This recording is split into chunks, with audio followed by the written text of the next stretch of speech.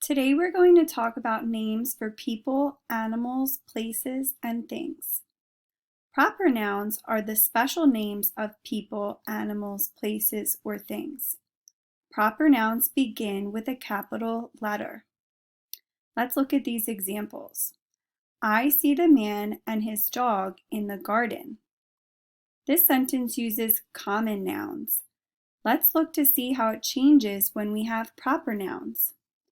I see Robert Smith and Bobo in the garden. Robert Smith is a proper noun for a man. Notice that the capital R at the beginning of Robert and the capital S at the beginning of Smith.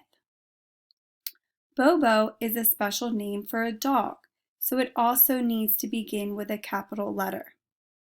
Let's look at another example. My aunt lives in that state. This sentence uses common nouns. Let's look to see how it changes when using proper nouns. Aunt Clara lives in Minnesota. Aunt Clara is a specific name for an aunt, so we need to start each name with a capital letter. Capital A for aunt and capital C for Clara. Minnesota is a specific name of a state, so it also needs to begin with a capital letter because it is a proper noun.